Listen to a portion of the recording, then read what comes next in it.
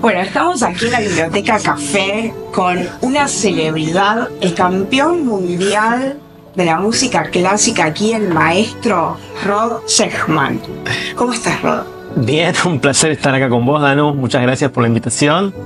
Es un placer estar en este programa. Es un lujo. Estamos aquí con un maestro que nos viene a traer sus obras, sus improvisaciones. Sorprende además, porque no lo tenemos como programado, anticipado. Esto vos lo hacés en el momento. Exacto, lo que escucharon recién fue música creada en el momento, inspirada recién. Nunca toqué esta melodía en mi vida. Me he dedicado durante muchísimos años al arte de la improvisación de la música clásica. Un arte que era un arte de Mozart, Beethoven, y que hoy en día está perdido. Hoy en día se improvisa jazz, pero improvisar música clásica no. La música clásica es sagrada, no debe tocarse, no debe cambiarse. Pero sí, antes se hacía, y me tomaron más de 20 años de estudio a hacer esto, que es mi pasión, que es la música en todos sus sentidos. Y es un placer estar aquí con ustedes y compartir este arte de improvisar música clásica y contarles un montón de historias fascinantes. No puedo explicar la emoción, la felicidad de que estés acá. Sos un campeón argentino, nos representás en todo el mundo. Quiero que, le cuentes a toda la audiencia por todo lo que has transitado. Vamos a comenzar con los comienzos, que fueron muy tempranos, por lo que entiendo. Sí. ¿A qué edad comenzaste? Comencé piano más o menos a los 6 años. Había un piano en casa que nadie tocaba. Mi padre, músico, publicitario, trabajó toda su vida haciendo jingles importantes. La nación, la campaña se come sola, Gancia ha batido y el mismo. En mi casa había música todos los días. En el estudio de mi padre había músicos en vivo, en ese momento las publicidades eran en vivo. ¿Te despertabas y escuchabas música desde lejos? ¿Era algo así? Más o menos. En el estudio todo el tiempo había música. Sí. Y en casa mi padre traía las cosas que se habían finalizado y estábamos todo el tiempo escuchándolas. Y había mucha interacción con músicos. Llegar a la música, trabajar de esto, fue una búsqueda muy intensa durante mi vida, que atravesó varias cosas, por ejemplo, una carrera de ingeniería. Es distinto que parece no estar relacionado, pero está muy relacionado. Y la decisión y la dicotomía entre qué carrera elegir, cuando por suerte hoy, luego de estudiar muchas biografías de músicos, y esto está bueno para la audiencia también, porque hoy en día dicen, no, pero ¿y qué voy a hacer esto o lo otro? O esto o lo otro, o esto o lo otro. Y por ejemplo, Alexander Bordin, uno de los grandes compositores de la historia del siglo XIX, principios del siglo XIX, él era médico, químico y un compositor célebre. Entonces, y las composiciones que hizo fueron completamente diferentes a las de otros compositores, porque era una persona muy técnica. Entonces dije, wow. Después otro compositor, Rimsky-Korsakov, era oficial naval, que compuso Sherezade, muy conocida, y también se convirtió en compositor. César Q era ingeniero militar. Entonces tal vez no es un tema de elegir una profesión, sino elegir dos áreas que realmente me fascinan y combinarlas de una manera que nadie lo hizo antes. Yo creo que igual se combinan más de dos áreas y vos lo has llevado más allá. Sos un músico, un gran músico de esta era contemporáneo y la verdad que hoy tenemos una entrevista muy rica y quiero que nos cuentes muchísimo. También sé que por ahí estos datos que nos estás dando de la infancia, estás contando a nosotros aquí y es muy íntimo. Por eso también te trajimos a este lugar. Hermoso este lugar. La verdad que es hermoso, la Biblioteca Café, en este edificio que es la Biblioteca de las Mujeres. Aquí grandes mujeres debatían mucho, grandes mujeres de la historia. Quiero que me cuentes un poco también quiénes te inspiraron, porque vos venís también del jazz. ¿Cómo te decidiste a la música clásica? Eso es interesante y es increíble cómo los caminos de uno van cambiando y siempre ocurre que hay una oposición de los padres y uno termina haciendo algo diferente, ¿no? Por ejemplo, en el caso de Lalo Schifrin, que estuve trabajando con él todo este año, componiendo la Sinfonía dedicada a la Argentina, y ya vamos a hablar de eso. Vamos a profundizar. En mis charlas íntimas con él me contó que el padre quería que él se dedique a la música clásica, porque el padre era el primer violinista del Teatro Colón.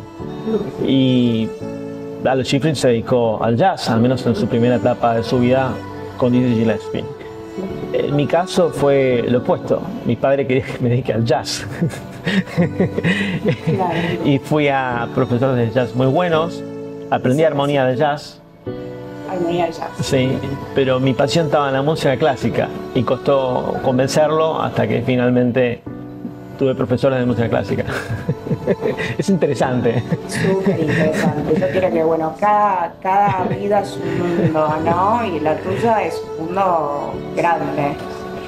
Así que quiero que me cuentes quiénes fueron tus maestros, tus grandes maestros, los que marcaron y te guiaron en este camino. Bueno, De aprendizaje, de resiliencia.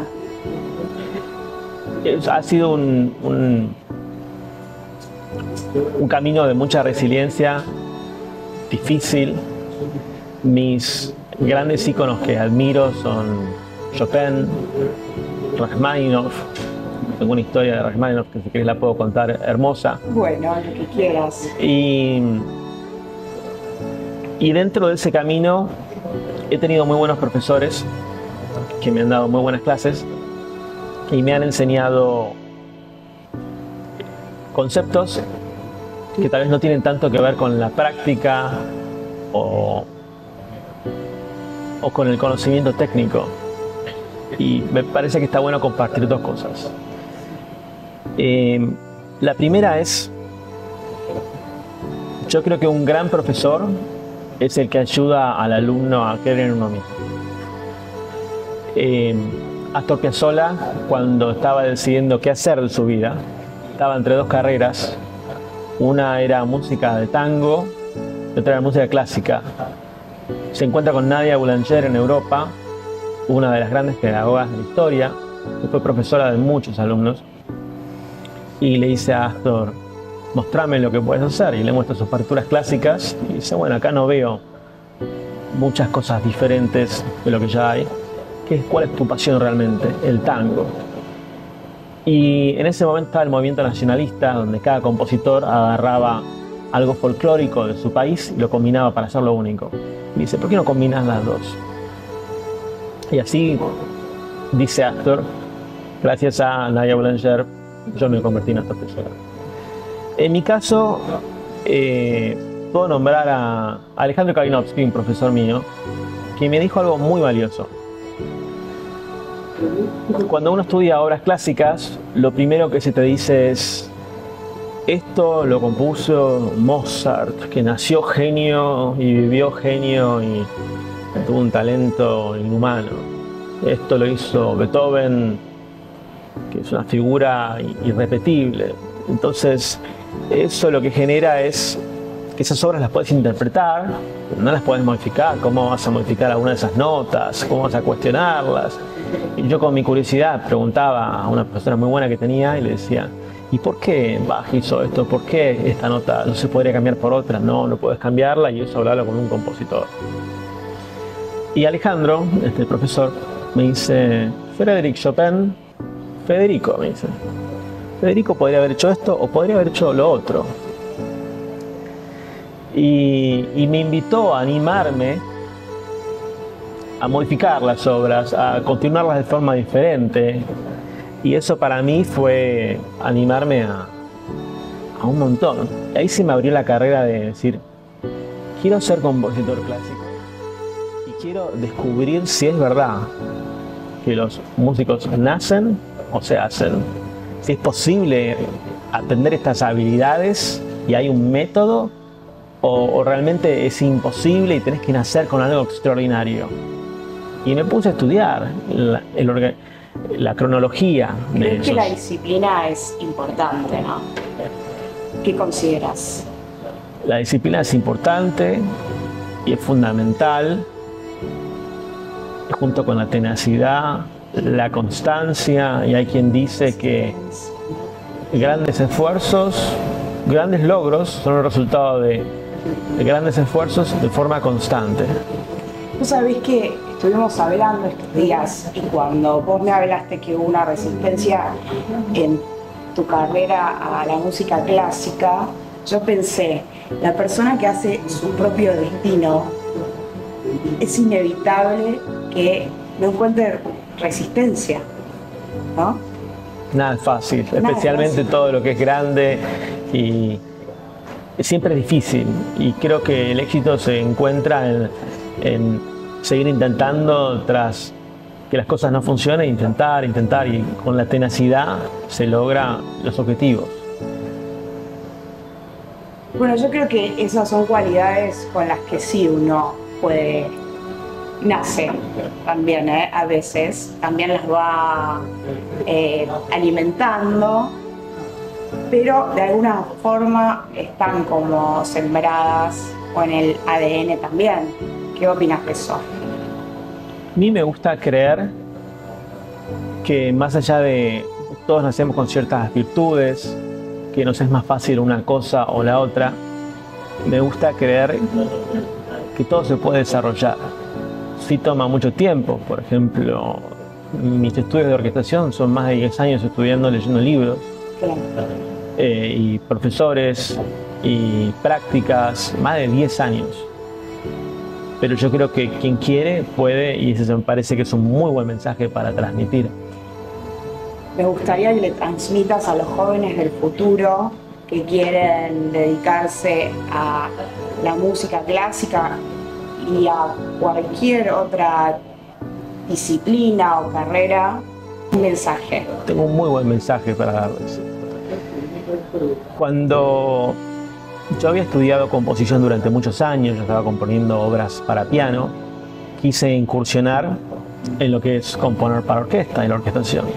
Y uno de mis profesores me dijo, no, tenés que estudiar muchos años más antes de componer para orquesta. En esos años me surge la oportunidad de componer una obra muy importante para el evento de condecoración de Ciudadano Ilustre de Jorge Fontevecchia en el Palacio de la Legislatura. Y yo ya tenía cierta experiencia y compongo una obra para orquesta de cuerdas y piano. Y para hacer eso, ya un año y medio antes, empiezo a estudiar por mi cuenta libros de orquestación. Pero para que entiendan, este profesor me había infundado tanto miedo y yo no quería ni abrir un libro de orquestación porque me habían dicho que no estaba preparado. Abro un libro de orquestación y digo, difícil, pero no es tan difícil. Y después de que logro entenderlo, termino componiendo una obra importante, hablo con este profesor y le digo, estoy listo, ya estudié de muchos libros, estoy listo para que me des clases de orquestación. Y él me dice, yo no te puedo ayudar en eso, no sé orquestación para enseñarte. Y ahí me di cuenta que lo que había pasado es que él me estaba trasladando una autolimitación que él tenía para mí, era su limitación. Entonces, el mensaje que puedo transmitir a todos los compositores del futuro es, no dejen que nadie les diga que no pueden. Ese es el mejor mensaje que puedo transmitir. A mí me lo han dicho muchas veces y cada vez que me dijeron que no puedo, sí, al principio como que bajé los brazos, pero después lo subí y seguí intentando y finalmente pude. Entonces el esfuerzo tiene recompensa y mucha gente me dice, qué talento que tenés.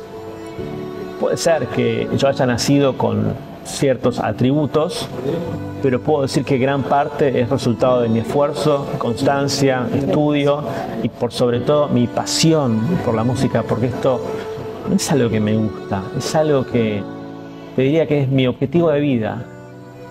Es mucho más fuerte que algo que me guste, me apasiona, siento que componer grandes obras es parte de por qué acá estoy en este mundo. Entender cómo funciona la música y compartirlo con otros es también parte de mi misión. Y lo veo como una pasión muy grande y estoy seguro que todos aquellos que tengan una pasión muy grande y continúen, les va a ir bien. Yo creo que vos, además, querés hacer llegar a más cantidad de jóvenes y de público la música clásica. Tenés ahí una apertura y un mensaje claro, también a través de haber creado una plataforma que se llama The Piano Encyclopedia. Bueno, en esta carrera mía de la música se combinaron varias cosas y una fue mi carrera de ingeniería. Soy ingeniero, que a priori dirán, ¿qué tiene que ver con la música? Tiene que ver todo con la música, porque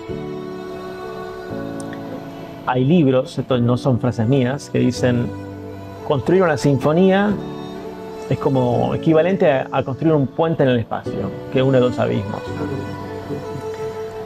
Porque una sinfonía es una obra para más de 100 músicos, con varios temas que se entrelazan, y es una obra de ingeniería. Yo tengo algo que agregar ahí, porque es más fácil hacer que lo simple se vuelva complejo que hacer que lo complejo se vuelva simple. Y para mí eso también es una sinfonía. Me gusta. ¿Te gusta? Estoy de acuerdo. Me gusta. Y volviendo a lo que me preguntabas de Piano Enciclopedia, de Piano Enciclopedia surgió en este desafío personal de que me decían, no, nacieron genios, no se puede. Y mi pregunta personal fue, ¿se podrá desarrollar esas habilidades de tocar de oído, improvisar, componer como ellos lo hacían?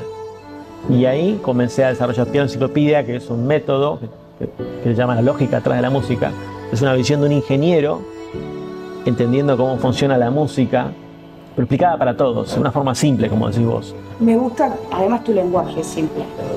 Eso hace que llegue a más gente, más público. Ahora, ¿tenés vocación también de maestro? Sí, ¿no? sí, sin duda. Sin dudas. Sin duda, sin duda. Bueno, yo creo que se adecua a los nuevos paradigmas. Sos un adelantado. ¿En qué año creaste esta plataforma? Fue en el 2005. Y hoy estamos aquí con el tema de la inteligencia artificial y vos ya eras un pionero en la plataforma.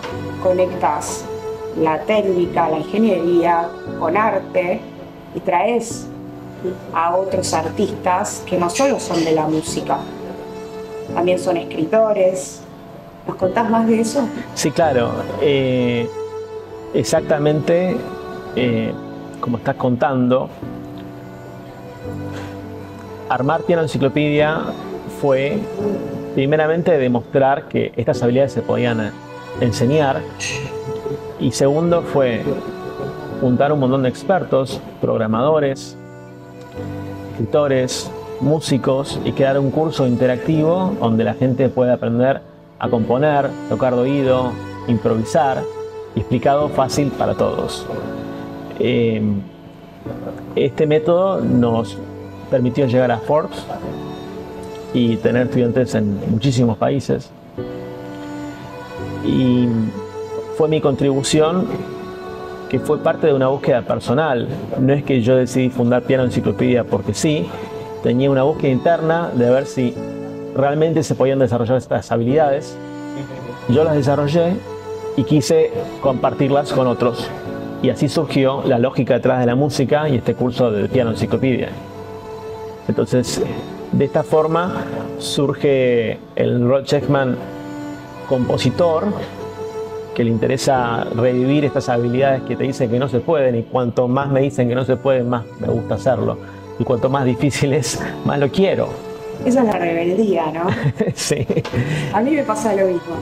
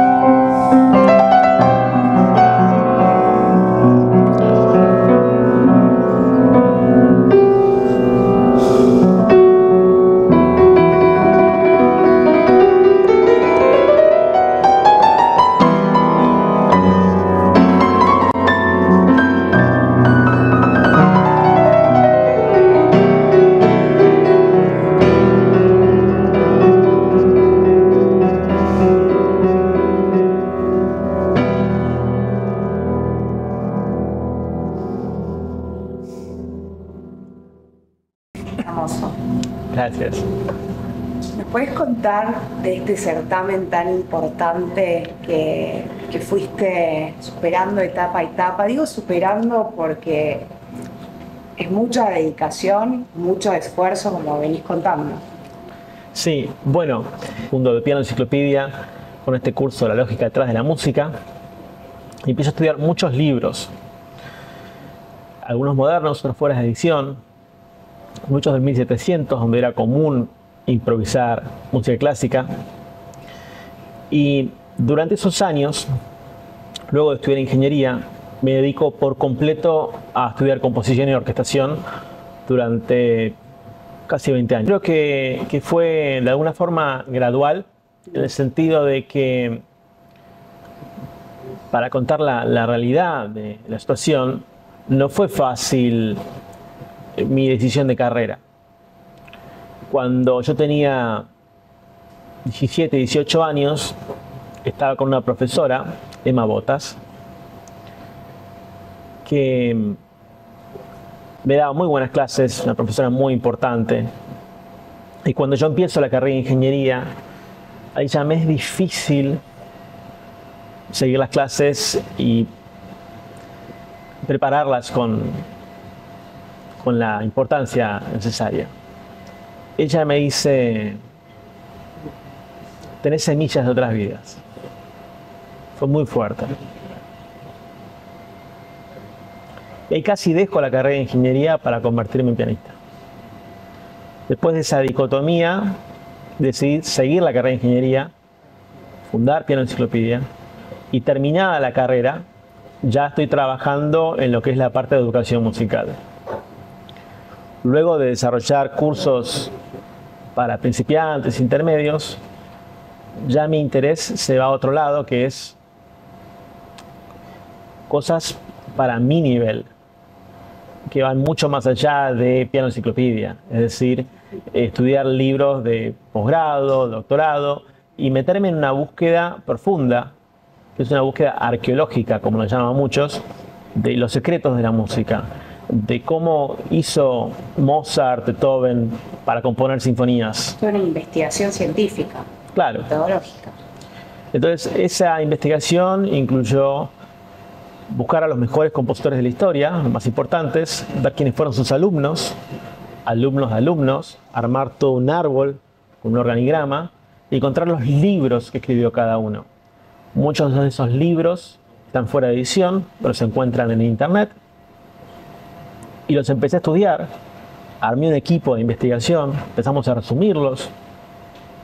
Parte de esa investigación se presentó en International Piano Week en el año 2020 y mi deseo más íntimo era hacer lo que me decían que era imposible: componer una sinfonía.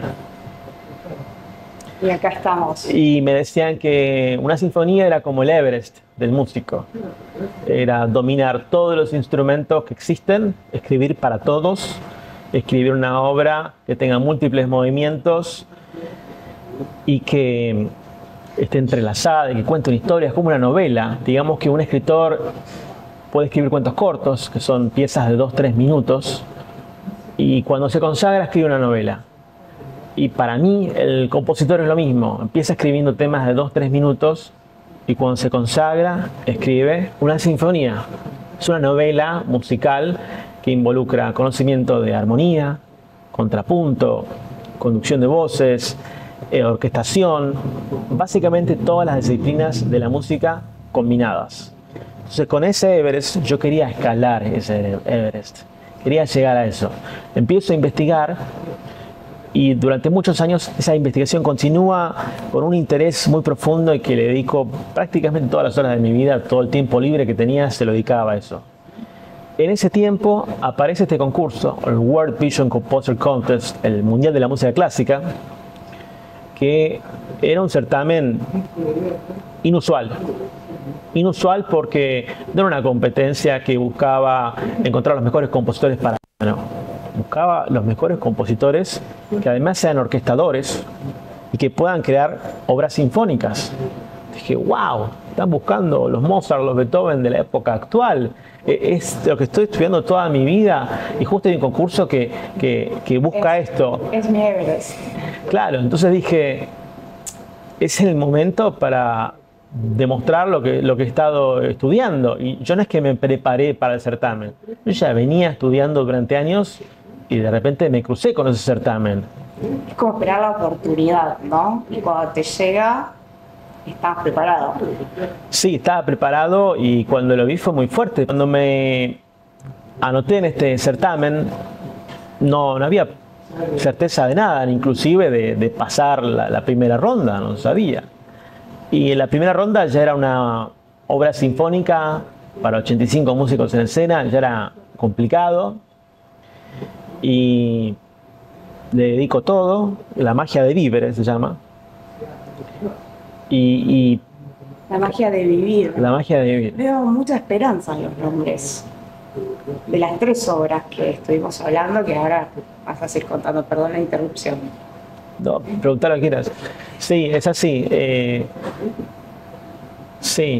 Hay mucha profundidad en los nombres de las obras.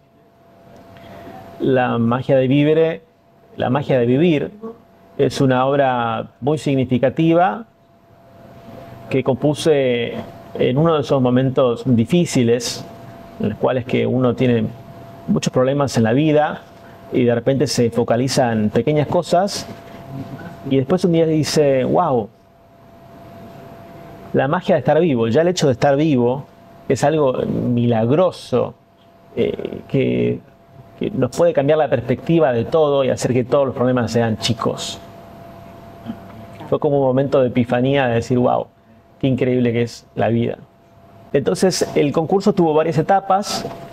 Primero gané la etapa regional, que buscaban a los mejores compositores de cada región. Después quedaron los mejores compositores de cada país, los mejores de cada continente, y en cada etapa había que componer una obra sinfónica nueva y cada vez con mayor complejidad. Cada vez con más músicos, ¿no? Cada vez con más músicos, mayor longitud. La última era de 15 a 20 minutos, cuando la primera era de 3 a 6. Entonces ya la complejidad aumentó muchísimo. Sí. Y la última obra, para mí es la más significativa, Luce nell'oscurità, Luz en la oscuridad. Ese nombre es muy poderoso. A mí me gustaría que nos cuentes, apenas que sea un poquito, de dónde deriva ese nombre. Bueno, la realidad es que mi carrera como músico-compositor es muy inusual. La mayoría tienen una sola carrera, y muy focalizada, y en mi caso fue mezclar la ingeniería, combinarla, ir por un camino que muchas veces fue autodidacta, leer muchos libros, y es un camino más solitario, y a su vez es un camino donde no hay conducción. Cuando vos vas a la universidad, por más que yo me descargaba todos los organigramas y todos los programas de las universidades, yo de alguna forma me armé mi propio programa, y eso fue lo que me hizo diferente como compositor.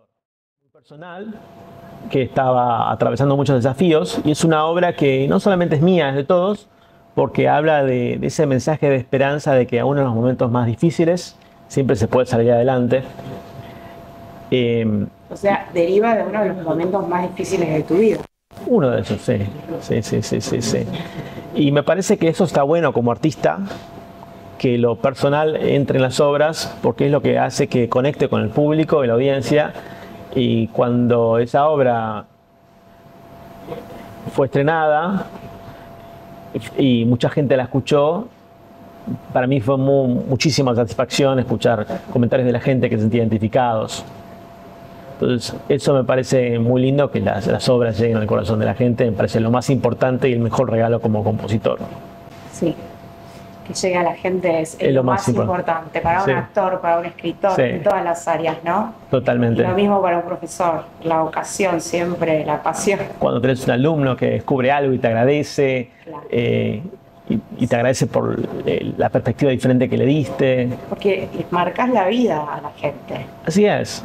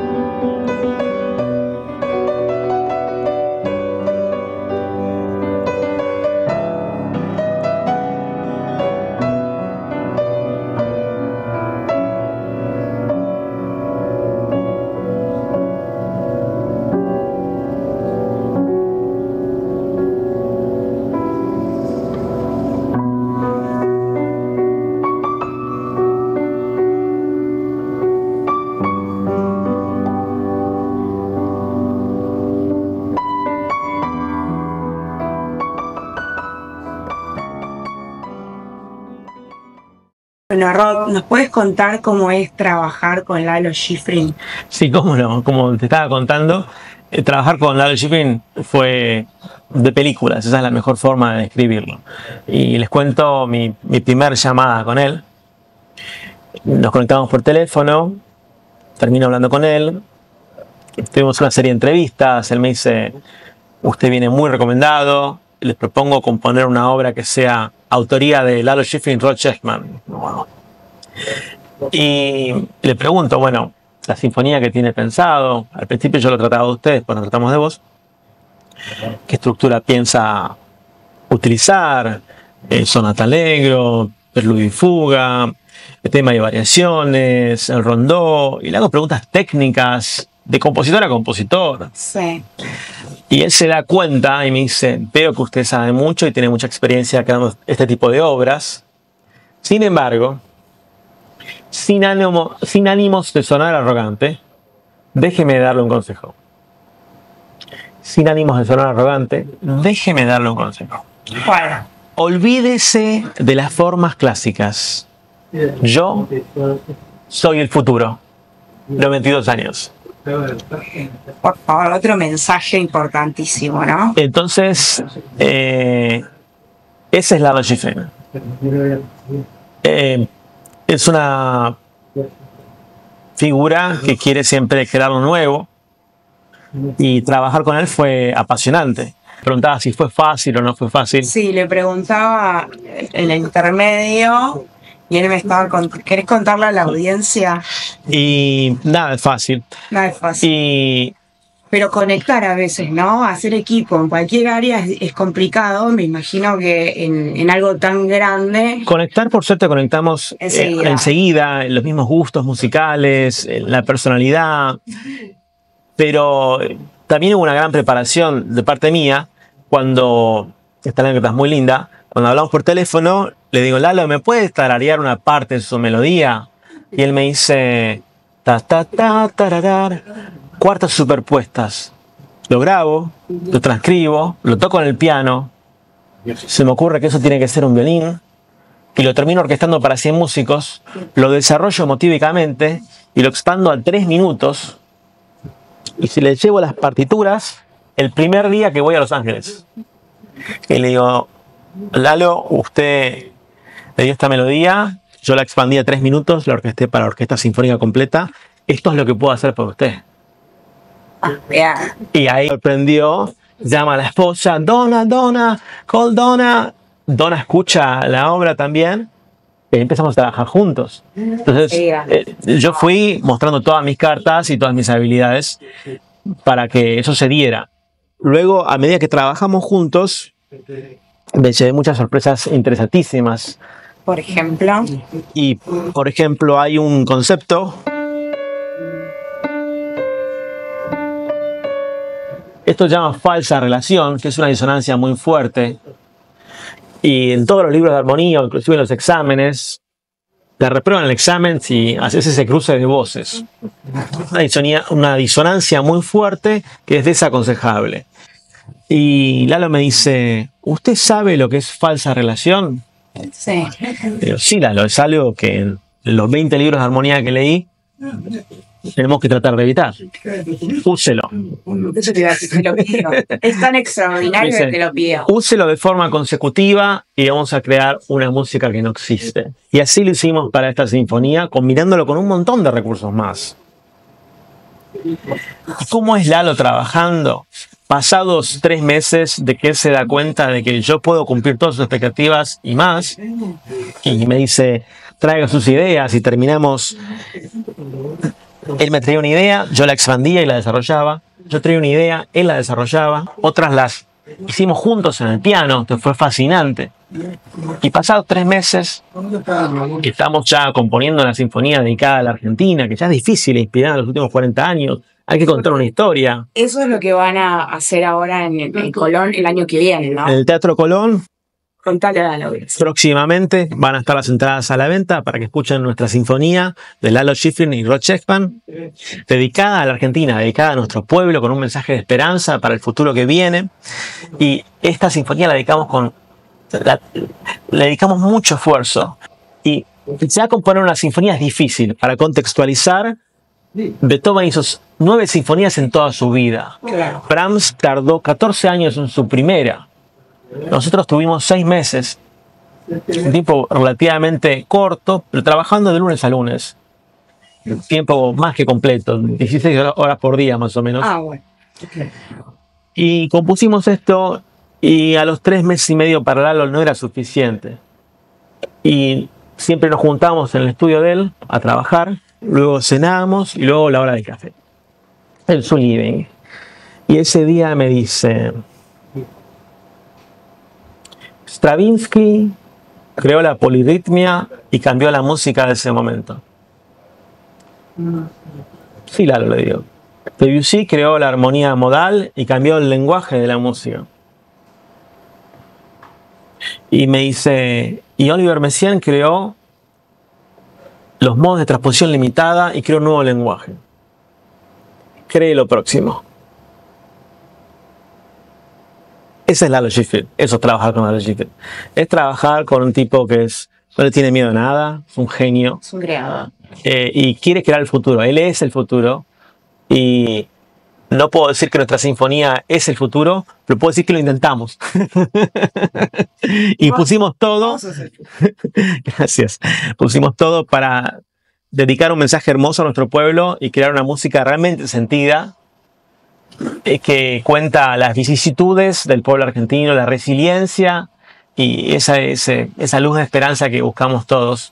Y la sinfonía esta combina el lenguaje cinematográfico de Lalo Schifrin con la tradición y la sensibilidad de la música clásica que yo les traigo. Y es una combinación de 2 lenguajes entre Lalo y quien les habla, que le hicimos con mucha dedicación y mucha pasión. Bueno, quiero agradecer, Rod, por esta entrevista tan única, increíble y maravillosa. Admiración de mi parte, de los que estamos aquí presentes, de mi equipo, por vos, por Lalo, por todo el trabajo y la dedicación. Y aquí, bueno, nos tenemos que despedir lamentablemente de este programa, pero seguramente seguiremos charlando un poco más. Fantástico, un placer, gracias por la invitación. Un lujo, un placer. Bueno, voy a improvisar en vivo y para que vean que es real, Danu va a elegir las notas. Entonces quiero que me digas do, re, mi, fa, sol, la, primera si, sol. Sol. Acá en la audiencia, otra nota, do, re, mi, fa, sol, la, si. Re. ¿Y acá alguien más? Sí.